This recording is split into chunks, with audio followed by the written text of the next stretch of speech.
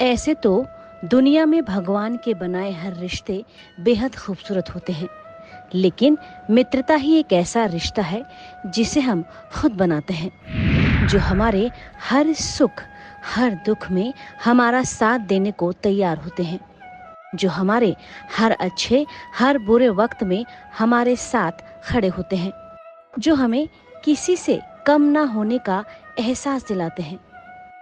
मित्रता का अर्थ होता है जो इत्र की तरह अपने दोस्त के भीतर अपने अच्छे गुण डाल दे, वही सच्चा मित्र कहलाता है।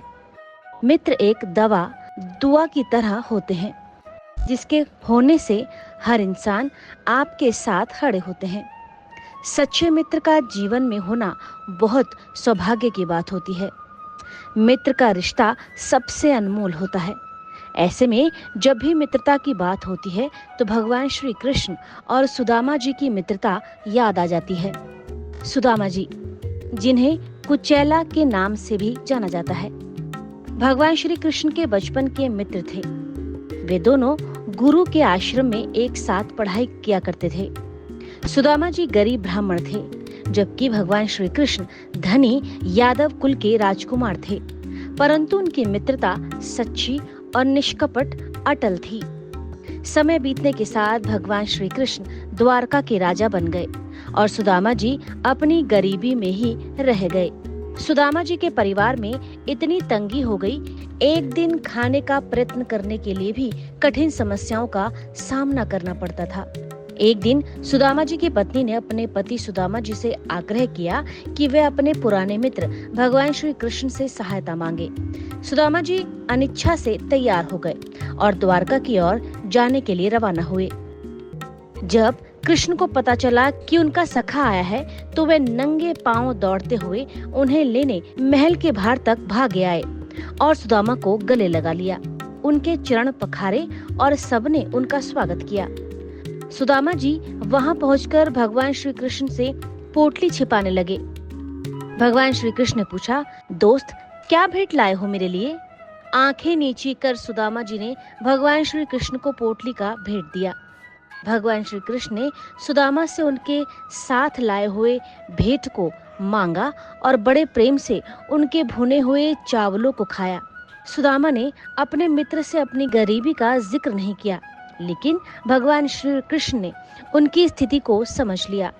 जब सुदामा अपने घर लौटे तो उन्होंने देखा कि उनका पुराना झोपड़ा एक शानदार महल में बदल गया था और उनके परिवार के लिए सभी आवश्यकताएं पूरी हो गई थी। ये कहानी इस बात का सटीक उदाहरण है कि सच्ची मित्रता समय और स्थिति की मोहताज नहीं होती।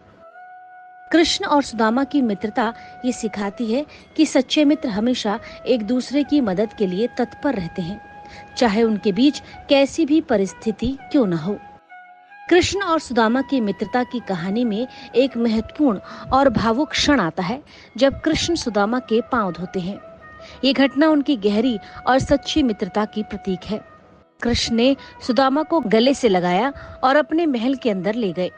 कृष्ण ने अपने मित्र के लिए राजसी सत्कार की व्यवस्था की।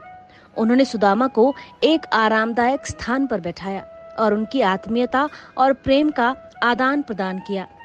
सुदामा की लंबी यात्रा और उनकी स्थिति के बारे में सुनकर कृष्ण ने स्वयं उनके पांव धोने का निर्णय लिया। वैसे तो भगवान की लीलाओं से सीखने को इतना कुछ है कि अगर हम अपने जीवन में उनमें से 10% भी अपना लें तो हमारा जीवन उत्तम जीवन हो जाएगा। मित्रता दिवस पर हम अगर मित्रता की ही बात करें तो इनकी दोस्ती से हमें यह सीख मिलती है कि दोस्ती ऊंच नीच, जात पात देखकर नहीं की जाती, बल्कि दिल से की जाती है। आपको हमेशा अपने दोस्त की मदद के लिए खड़े रहना चाहिए, चाहे आपका दोस्त आपकी मदद मांगे या ना मांगे। अगर आपका भी सुदामा जैसा या भगवान श्री कृष्ण जैसा कोई मित्र है तो आप हमेशा उस मित्र का ख्याल रखें और उस मित्र को हमारा ये वीडियो जरूर शेयर करें।